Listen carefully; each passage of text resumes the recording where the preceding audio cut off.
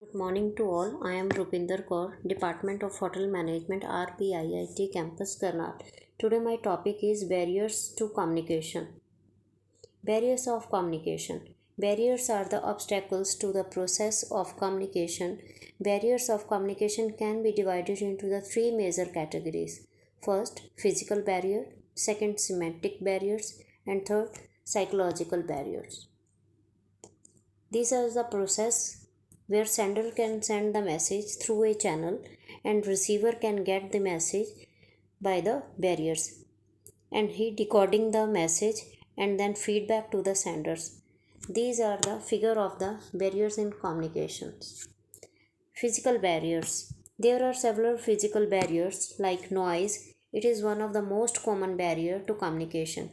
If there is too much noise in the environment, we cannot hear what others are saying to us, nor can they hear us. Therefore, to ensure clarity in the communication, noise must be reduced or minimized. Physical barriers are often due to the nature of the environment.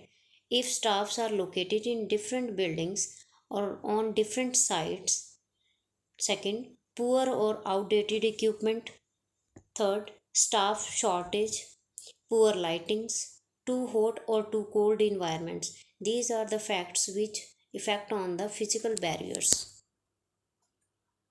Semantic barriers. Because of multiple meaning of words, communication can get distorted, resulting in a misunderstanding of the actual message. These distortions can be accidental or deliberate. One of the example of a deliberate distortion of a message can be an advertisement slogan which says sales up to 50%.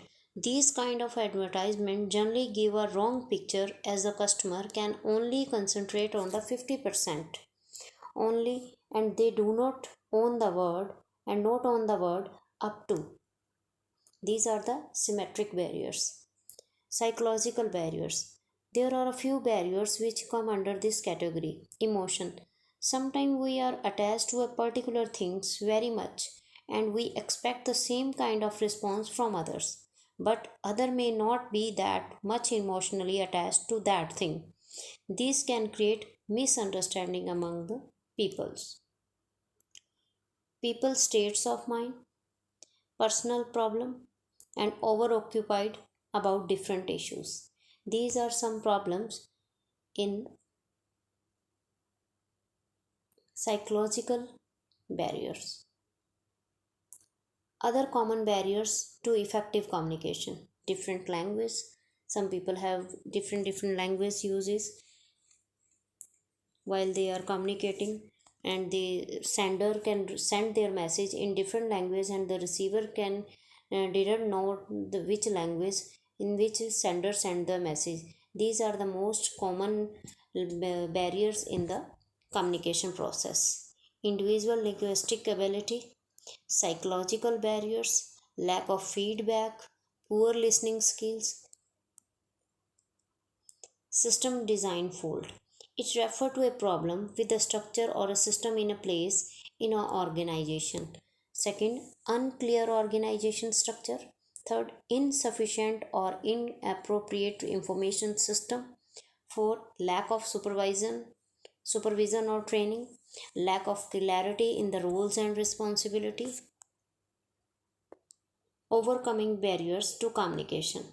Facilitate communication. In addition to removal of specific barriers to communication, the following general guidelines may be facilitate communication. Have a positive attitude about communication. Include communication as a skill to evaluate along with all other skills in each person's job descriptions. Help other people improve their communication skill by helping them understand their communication problem. In this communication barrier, we can remove these barriers, obstacles which are stand in the communication process by the effective communication, by the good listening power, and understand their communicators problems. That's why then when I will we will overcome to the barriers. Thank you.